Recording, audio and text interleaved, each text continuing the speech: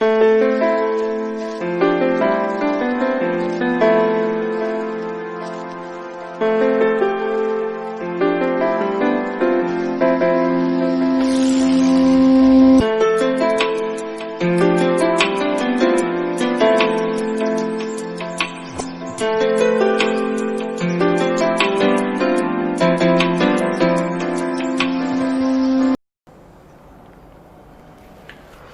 right.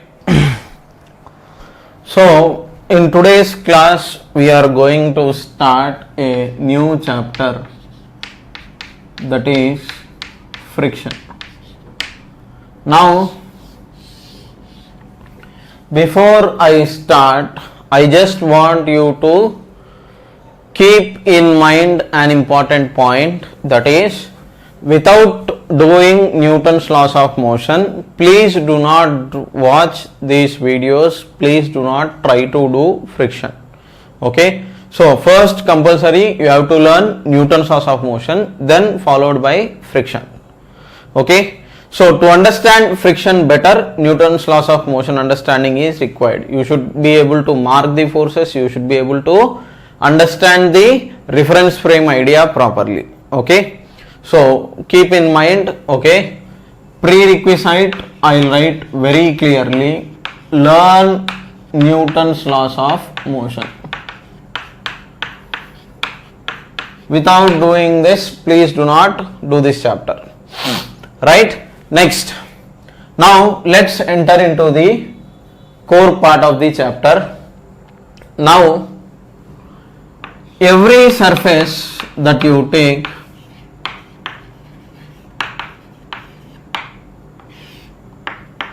when it is in contact with another surface like this, okay, when one surface is in contact with another surface like this, then if you microscopically observe, okay, if you microscopically observe, then what will happen is every surface will be irregular like this. Okay, regular surface, it appears to be regular. Okay, any surface will appear to be, okay, every surface will try to appear to be regular. But if you look at the microscopic level, at microscopic level these two surfaces will be like this. Okay, they will be locked. Okay, this is called as cavity. Okay, this region is called as cavity and this is called like teeth of the surface. So microscopic level, okay, if you look at the microscopic level, at microscopic level the surfaces will be like this. This is your surface 1, this is your surface 2. Okay, at microscopic level the surfaces will be like this. Now when you try to slide this surface 1 over surface 2, when you are trying to slide the top surface on the bottom surface, okay, across the bottom surface, what will happen is this teeth will, okay, this teeth will get stuck in the cavity of the second surface. As a result, okay, contact force develops. Okay, in this region what will happen is contact force develops. Okay, contact force develops here. So in this region what will happen, contact force will develop here. So this contact force, okay, this contact force is acting on surface 1 as well as it will act on surface 2. What is your object of study? In Newton's laws of motion I have explained. Okay, so one is action and other is reaction. So this surface 2 will apply force on surface 1, surface 1 will apply force on surface 2. So microscopically contact force will start acting on the surface. So that contact force, if you take, okay, for a block, okay, in for exam point of view, for mathematical understanding, if you take a block on a surface like this, so on this block there will be contact force acting this way. This is your contact force all right, and this contact force, because of weight there will be gravitational force. Now this contact force, what is that I can do is I can resolve it into two components. This angle, if it is theta, okay, if this is your contact force and if this angle is theta, then your contact force times cos theta is your vertical component. Your contact force sin theta is your horizontal component. Okay, what is that I am doing? I am resolving this contact force into two components, one in the vertical direction and other is parallel to the surface. This component is perpendicular to surface, this component is parallel to the surface. Okay, now this component which is perpendicular to the surface is what we call it as normal reaction. This component which is parallel to surface, we will call it as friction. Okay, right, this is your normal reaction, this is your frictional force. This is normal reaction and this is friction. Okay, so what is happening? Your contact force will act at some inclined angle like this, that we are resolving it into two components. Okay, one is perpendicular to the surface and other is parallel to the surface. Perpendicular component we are calling it as normal reaction, parallel to the surface component we are calling it as, okay, we are calling it as friction. Now this tan theta, if you take, your tan theta is equal to friction by normal reaction. Okay, this angle theta is called as angle of friction. Okay, so this is your angle of friction. Later you will study angle of repose also, but first get these basic ideas. Okay, so it is your theta, angle of friction is tan inverse F by N. This is your contact force. Okay, now your resultant force, contact force is what? Because they are acting in perpendicular direction, your contact force is under root friction square plus normal reaction square. Okay, this is your resultant contact force because these two vectors are perpendicular to each other. When vectors are perpendicular to each other, their magnitude will be under root of f1 square plus f2 square like this. Okay, so microscopic level, this is what is happening, and this contact force, there are no two separate forces, we are giving the name. Overall this contact force is electromagnetic in nature. Totally you only have four basic forces. Out of the four basic forces, electromagnetic force is one of the category, and your friction and normal reaction both are indirectly electromagnetic. Actually you have contact force. Contact force, we are, for our understanding sake, perpendicular to the surface we are making it as normal reaction, parallel to the surface we are making it as friction. Okay, copy this stuff down. If you have any doubts, just let me know. Okay, alright, so now I will continue. Now this is your basic understanding. Okay, so your component of force, contact force, which is parallel to the surface, you are calling it as friction. Now why friction acts, we have seen because of electromagnetic interaction ultimately. Now this frictional force, okay, frictional force, it acts along the surface, okay, along the surface, okay, in which there is contact. Now let us try to understand this friction better.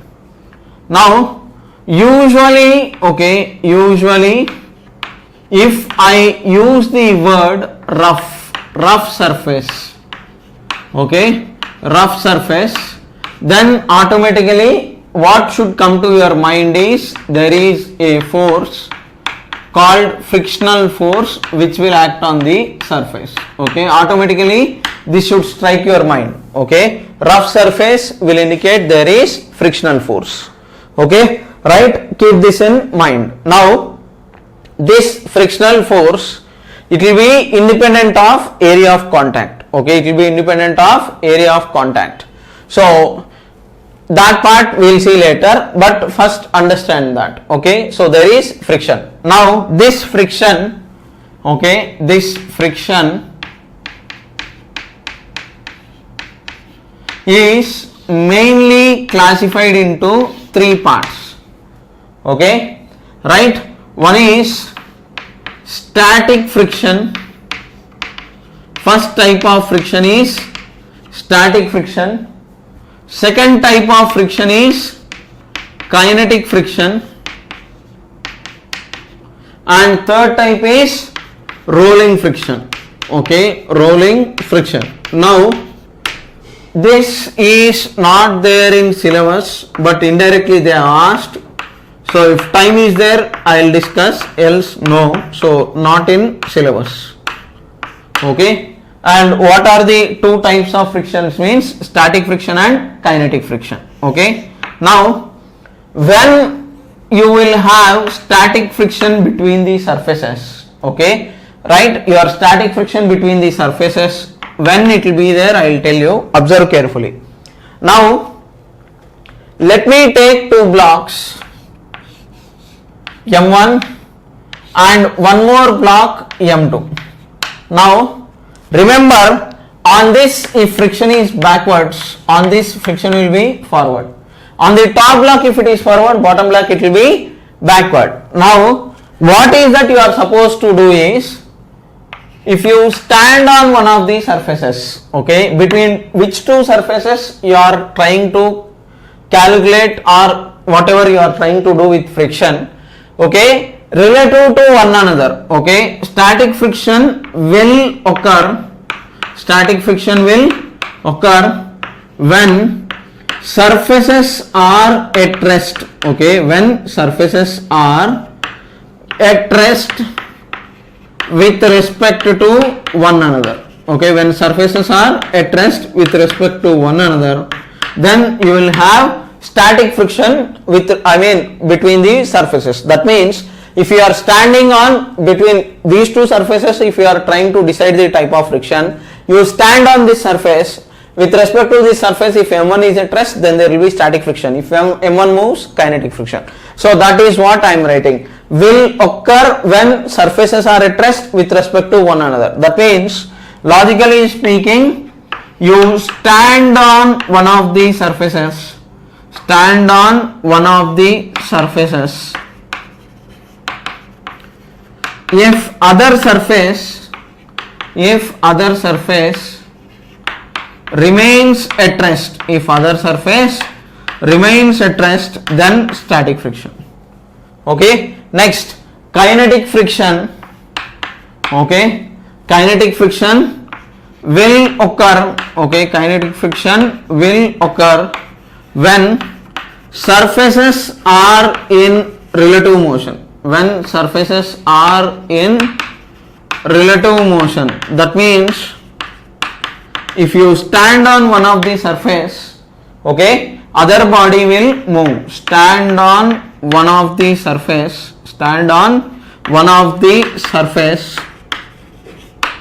other moves.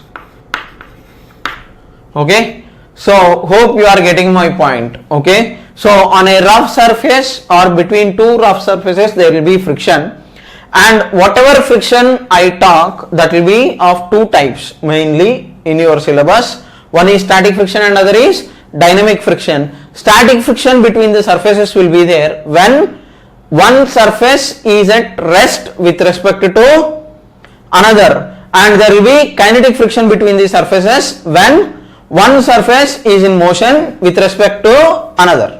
Okay, so how to decide means, you stand on one of the surfaces and if other moves, kinetic, else there is static friction. Okay, now keep these points in mind. Okay, this is just basic introduction, copy it down.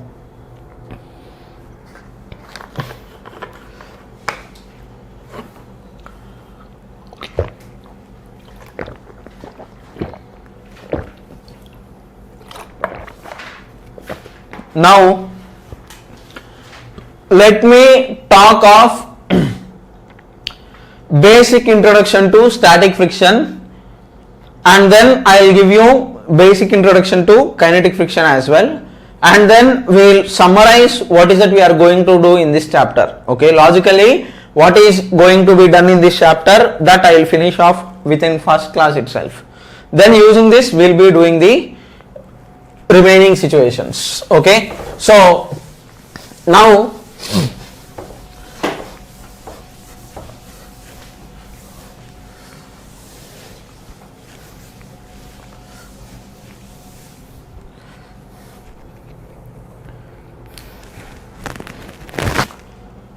an important point, if you take two blocks like this with mass m1 this way and m2 this way, okay, so my point is on m1 it doesn't matter what type of friction. On m1 if friction is forward, on m2 it is backwards. And here for understanding sake I am drawing bigger figure with gaps. On m1 if f is backwards, on m2 f is forward. Okay, and remember, if you take these two together as a system and these two together as a system, friction is internal. Here also friction is internal. Okay, internal in the sense, if you are taking these two together as a system, friction will cancel off. Okay, as a system, that we will talk in center of mass, but for now remember that friction is internal. Okay, it doesn't matter whether it is static or kinetic, but they will be equal and opposite. Okay, on this if it is f forward, on this also it will be f backward. Okay, and if it is static, this will also be static. If it is kinetic, kinetic, same magnitude, equal and opposite reactions. Okay, indirectly, so they will be equal and opposite. Okay, so I write that point as well, equal and opposite. So don't mix different forces here, they will be equal and opposite, and they will be on one body if it is forward, on the other it is backwards. Okay, keep this in mind, this point is also important. Now while explaining FBD, I have told you always look for the object, right?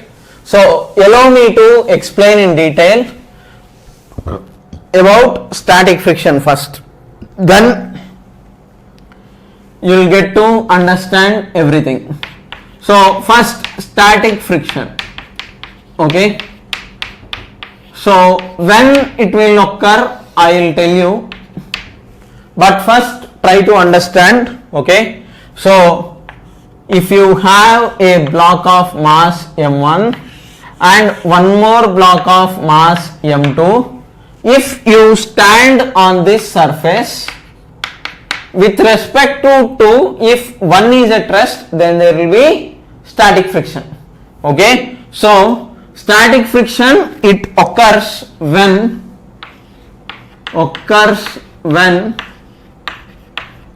surfaces are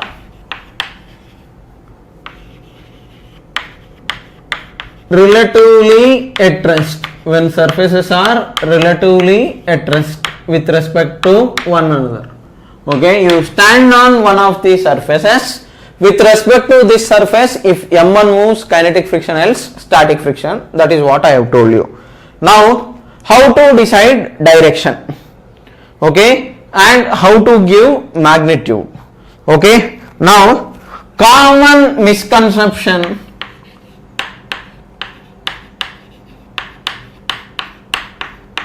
always people will think static friction Fs is equal to mu s into n. Okay, this mu s is coefficient of static friction. Okay, but this is wrong. Okay, it can have, okay, this is actually, this mu s into n is called limiting static friction. So your friction, static friction, can have any value between 0 less than FSL. This is called as limiting static friction. Okay, what is this? I will tell you. But remember, this is your limiting static friction, which is equal to mu s into n. Okay, your friction can have, static friction can have any value in between 0 less than FSL.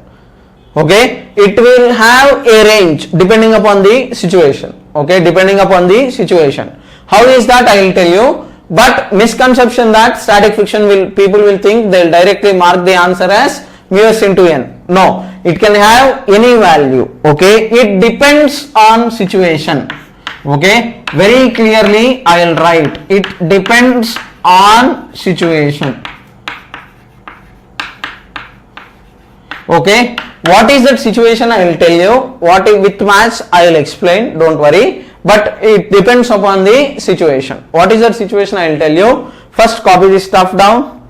You can pause the video, copy this stuff down. It is having a range, it's not having any fixed value. Okay, so always please do not mark static friction answer as mu s into n. Okay, so I will explain, elaborate it now. So let me go ahead, I will erase this. So now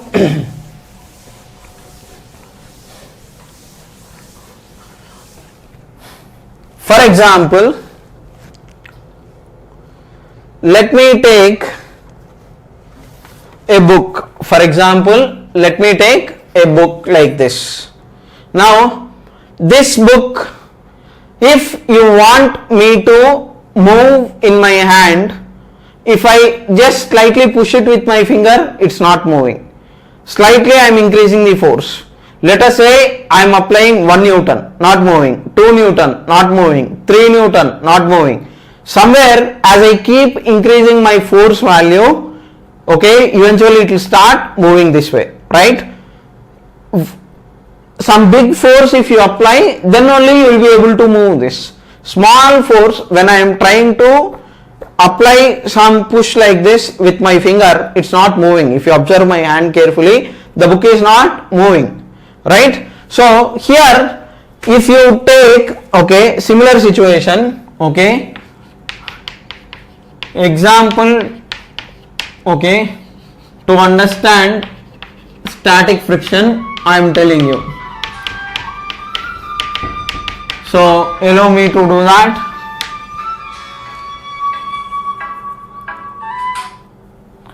Okay, so now if you take a block of mass m, okay, now this block of mass m if you take, okay, now if this surface is rough, okay, now on this block there will be normal reaction n upwards, gravitational force mg downwards. Okay, now your vertical direction n will be equal to mg. Okay, now observe carefully. This block I am applying some force F. Okay, I am applying some force F here. Now let us consider a situation like this. Now if you take a block of mass m like this, on this block of mass m, let us say you are applying some force and this force is increasing with respect to time. Okay, now one thing that we are sure is n is equal to m into g. Now let us say you are increasing this force value to 1 Newton, not moving, 2 Newton, not moving, 3 Newton, it's not moving, 4, 5, 6, somewhere you applied 10 Newton, okay, it's not moving. Let us say at 12 Newton it will start to move. Until then it is at rest. Okay, let us say you have a situation like this. Until as you keep increasing the force, okay, this will be at rest. Somewhere at 12 Newton, let us say it is starting to move. Okay, right? So when the force is 12 Newton, it is starting to move.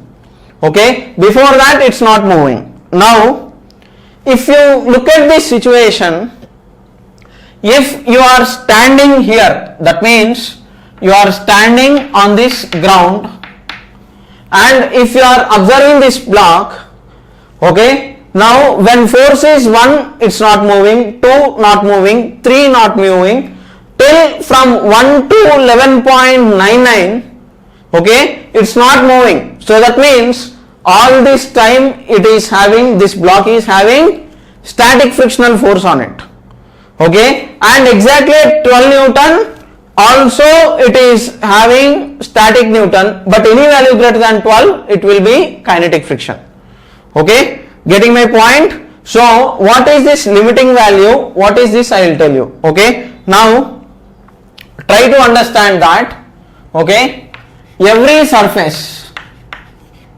okay, every surface you can define two things, mu s, that is coefficient of static friction, you can define it, okay, mu k you can define coefficient of kinetic friction, okay, you have two things, every surface will have two things, mu s coefficient of static friction, mu k coefficient of kinetic friction. I can define this. If nothing is mentioned, okay, nothing is mentioned, consider mu s is equal to mu k, consider mu s is equal to mu k, okay. Now very important, observe carefully. Now for this surface, if I define mu s comma mu k, both are there, let us say for this surface mu s is the coefficient of static friction, okay, mu s is coefficient of static friction, mu k is coefficient of kinetic friction, okay. Now if your applied force is equal to limiting static friction, what is limiting static friction means, okay, limiting static friction is, I will write it very clearly, limiting static friction, I can write this as also as maximum possible frictional force, maximum possible frictional force, okay, FRICT, I am cutting these steps, that's all, okay. So limiting static friction is maximum possible frictional force. How much is it means? Your limiting static friction is directly proportional to normal reaction N. If you, this is experimentally observed thing, okay, this is experimentally observed thing, okay, experimentally it is observed that your limiting static friction, FSL will indicate limiting static friction, okay, FSL will indicate limiting static friction, okay, limiting static friction, okay, your limiting static friction is directly proportional to normal reaction. So removing this proportionality constant, FSL is equal to mu s into N, where N is the normal reaction. Now very important point, conclusion is, very clearly I will write, our body can move, okay, our body moves if and only if, okay, our body moves if and only if applied force is greater than, okay, limiting static friction, okay, limiting static friction, okay, right.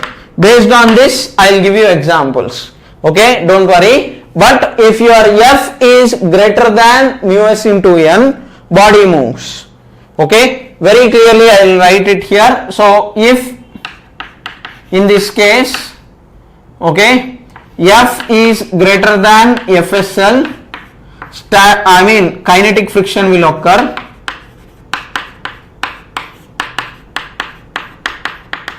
If your F is less than FSL or equal to, then there will be static friction. Okay. Now, how much is the magnitude? It depends upon the situation. Okay. I will talk about it, but first copy this. Okay. Our body will move only if your applied force is greater than limiting static friction. How much is that limiting static friction? Means it is mu s into n. Okay. Come on, copy it down. If you have any doubts, just let me know. So, with examples, okay, I will elaborate it. Now, your direction of friction and all, it depends upon reference frame. So, I will elaborate it, don't worry. But first, let us start with simple basic examples. Now, let us say you have a situation like this. Let us say you have a 2 kg block. Okay. Now, on this 2 kg block, let us say your mu s is 0.4, mu k is 0.3. Okay. Coefficient of kinetic friction will be less than static friction. Let us say you are applying a force F like this. Okay. What is your question is, find frictional force.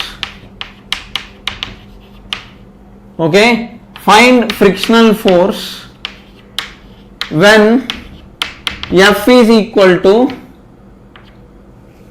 first bit, capital F is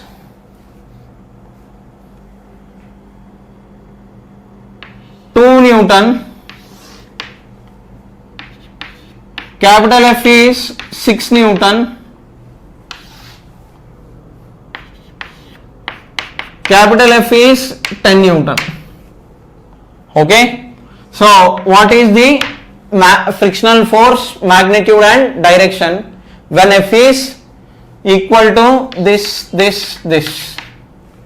Okay. So, now observe carefully. So, I told you, first you have to calculate limiting static friction. Okay. In friction, to decide anything, first always calculate limiting static friction value. So, your limiting static friction value is mu s times n. Normal reaction is n, gravitational force is mg, so 2g is equal to 20. So, your normal reaction is 20. So, your limiting static friction is mu s is 0.4, normal reaction is 20. So, 20 into 4, that will give you 8 Newton. So, that means your limiting static friction value is 8. Now, when you are applying 2 Newton only, okay, when you are applying F equal to 2 Newton, now this block will not move. Why? We know that our limiting static friction value is 8. So, this block will move if your applied force is greater than 8. If it is less than 8, it won't move. So, now you have applied 2. So, obviously what will happen? You will have static friction, and static friction, block doesn't move, block will not move. Now, how much is the magnitude? Magnitude of frictional force. So, when the block is not moving, even though you are applying 2 Newton, if the block is not moving, obviously on this block, which force is there? Static frictional force is there backwards. So, we know that net force is 0.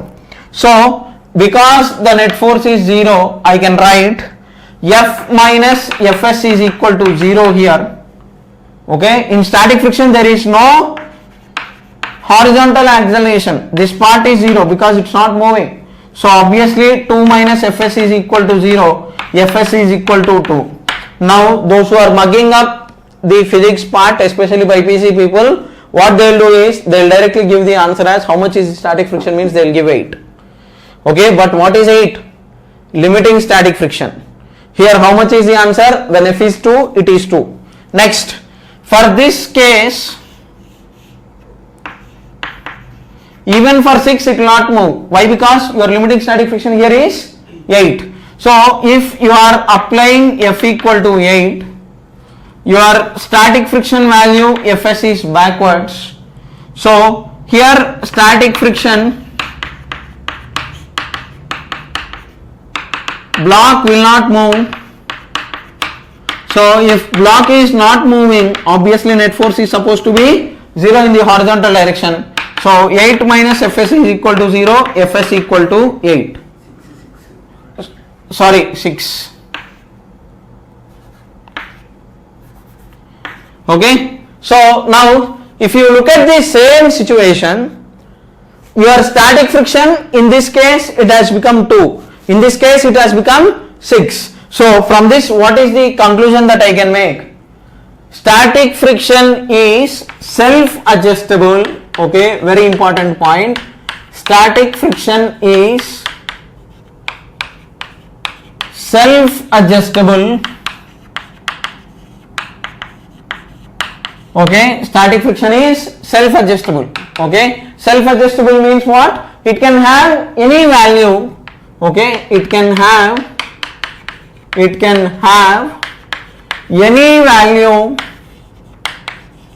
between, okay, 0 less than Fs less than or equal to Fsl. So in this case your limiting value is 8, so it can have any value between 0 and 8. When you are applying 1 Newton, friction will be 1, 2, 2, 3, 3, 4, 4, 5, 5, so that till 8. When it is 8, it will also be 8. You cross any value greater than 8, then kinetic friction will act. So in this case, when F is 10, okay, what will happen is your F is equal to 10, but limiting static friction, your F is greater than limiting static friction. So obviously kinetic friction will act. Okay, kinetic friction acts, and your kinetic friction value is, your Fk is always constant, it is mu k into n. Okay, static friction self-adjustable, kinetic friction always fixed, constant value. So how much it is means mu k is, here it is 0.3 into normal reaction, how much it is 20, so 3 into 26.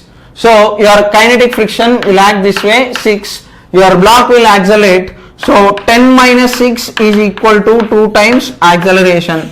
So 10 minus 6 it is 4, acceleration is 2. So in this case block accelerates with 2 meter per second square. Okay, getting my point? So here out of the entire story, what is it I want you to get is, your block will move only if your applied force is greater than limiting static friction. So here the limiting static friction value is 8. So if your applied force is greater than 8, block will move. If your applied force is less than 8, block will not move. Okay, so it can have any value between 0 less than F less than Fs depending upon the situation. How much if you apply? If you are applying 3, 3, 4, 4, it will balance such that net force will become 0. But ultimately up to this limiting static friction only it can adjust its value. But beyond that, okay, kinetic friction will come into picture. Okay, hope you have understood this and there are no doubts. Okay, so now I would like to give a final conclusion to this story. So what is that I will tell you. So summary of this entire part is, your friction will have, in friction 2 types. Okay, one is static, second type kinetic. Directions, everything I will explain, don't worry.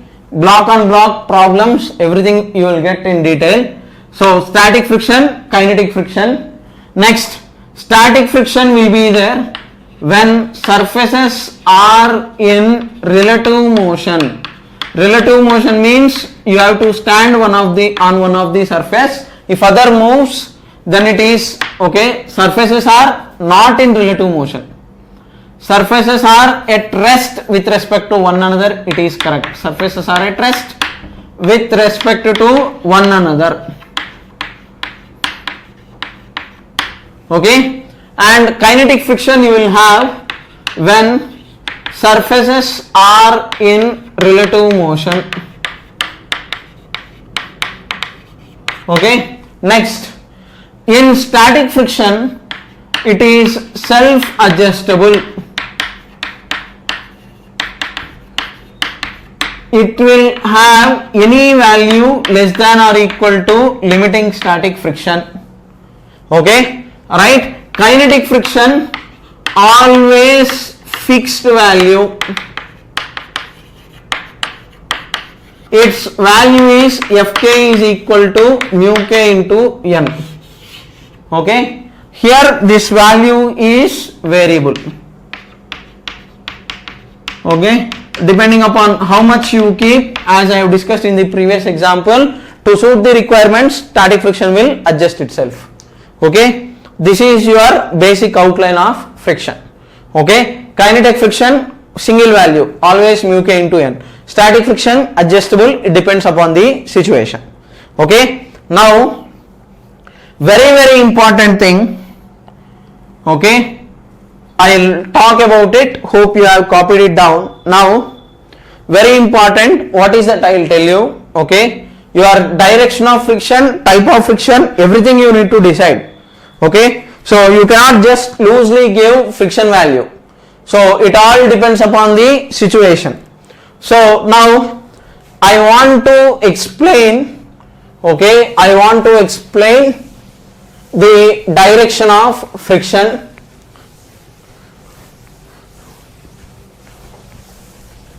So I will keep the heading as, okay, deciding direction of friction.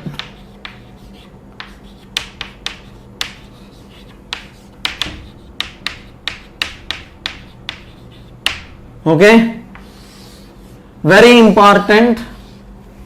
Okay, now let us say there is a truck. Very careful while giving the answer to this question. Let us say there is a block of mass 4 kg.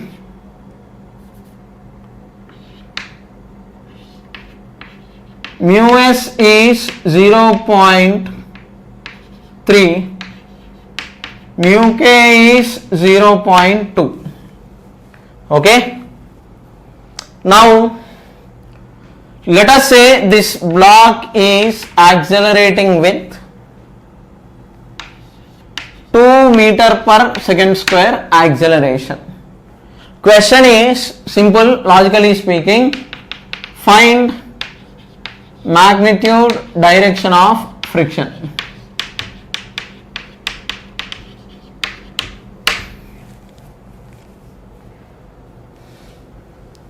Now what is your answer?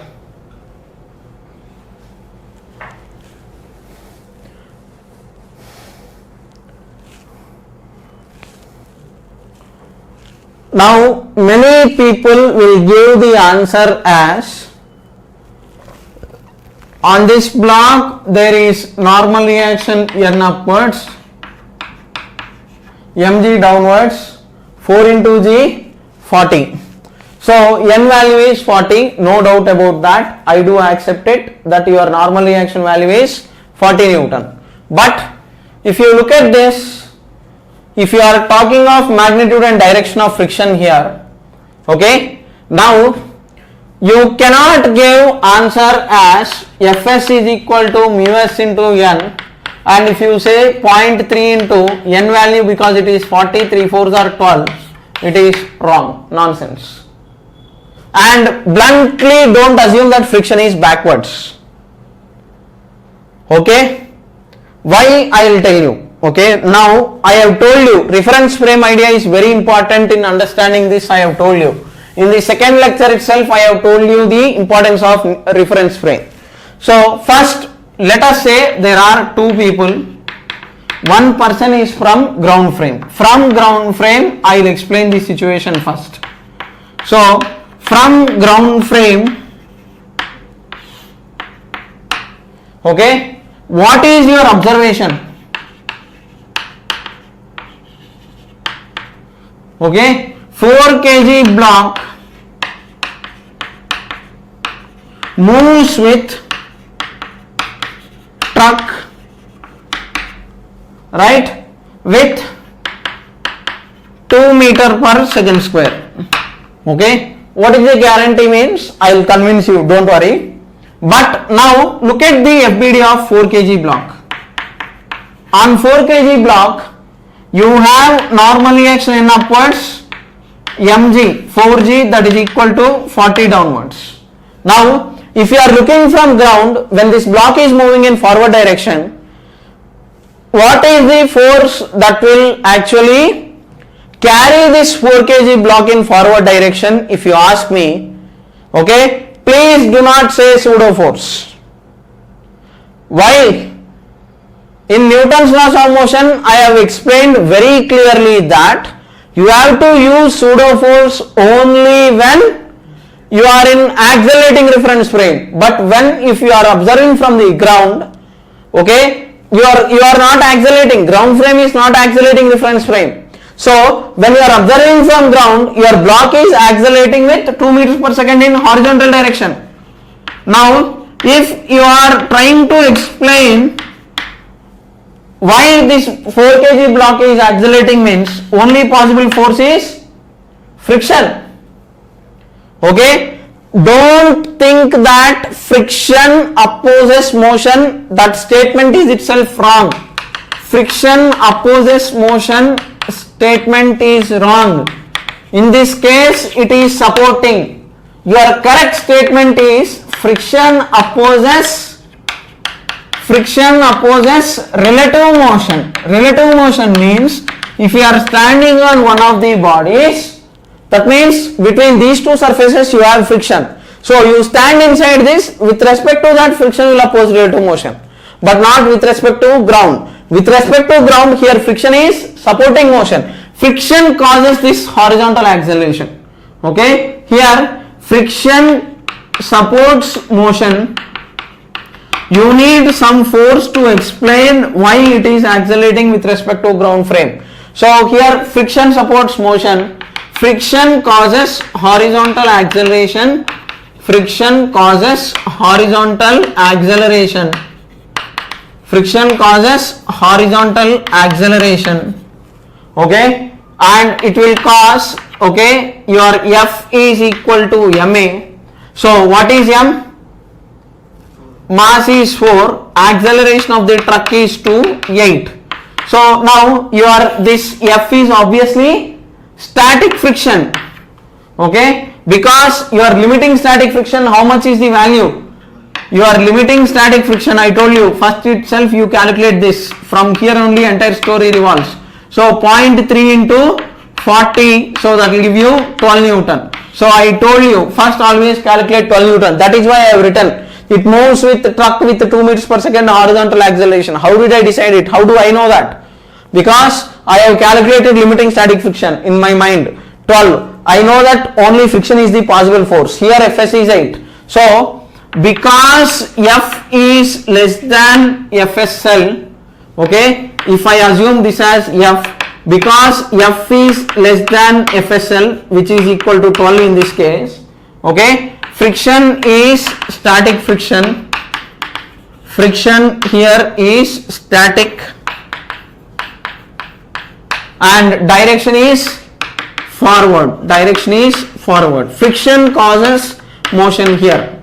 Okay, so don't think that because the block is moving forward, friction will be backward. No, in this case, friction is causing this acceleration of 2 meter per second square. Okay, right? So how much is the frictional force means 8 Newton. Limiting value is 12. Here it is 8.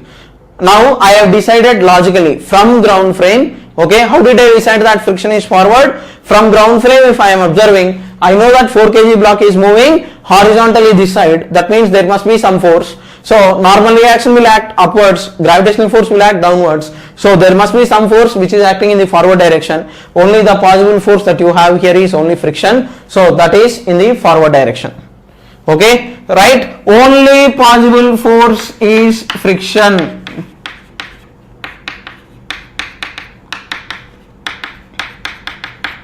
Okay, and because it is having acceptable value, because F is less than limiting static friction, I am deciding that it is static friction. Okay, right? Next, copy this stuff down, pause this video clip, copy this information. Reference frame idea is important. From ground frame, I am explaining this. Okay, right? Next, now next part is from truck's reference frame. I hope you have copied this. Now from truck's reference frame, if I try to explain this, okay, from truck's reference frame,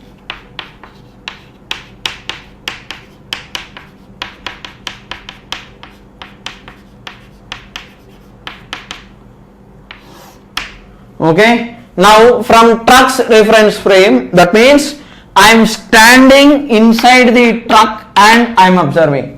Now what will I do? Truck reference frame is accelerating reference frame. From ground frame I should not keep pseudo force, but from accelerating reference frame I can keep pseudo force. Pseudo force is what? Mass of object of study times acceleration of reference frame in reverse direction. So on this block, okay, mass times acceleration of reference frame in reverse direction. So on this 4 kg block you have 4 into 2, 8 Newton acting backwards. Your pseudo force acts backwards with respect to person inside the truck. Okay, now right, so I'll write that very clearly. So with respect to person inside truck, pseudo force is acting left. With respect to person inside truck, pseudo force acts in backward direction. Pseudo force acts in backward direction. So now if pseudo force is acting in backward direction, okay, right, how much is the force? 8 Newton, right? The surface is rough, that part we know it, the surface is rough. So to balance this pseudo force, okay, so here you have pseudo force of 8 Newton, okay, F pseudo force is 8 Newton. So to balance this pseudo force, friction develops forward and a frictional force of 8 Newton will act on it and keep it at rest. Okay, so I will write that very clearly. To balance this pseudo force,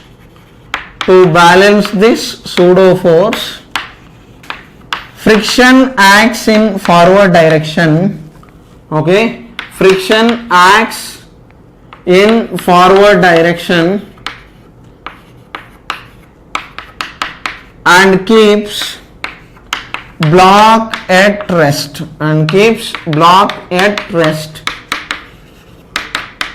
Okay, right? Hope you have understood the logic. Okay, from ground frame you are explaining why 4 kg block is accelerating. From truck's reference frame you are explaining why 4 kg block is at rest. Okay, right? Now with this we will stop today's class. We will continue in the next class. That's all for today. Thank you.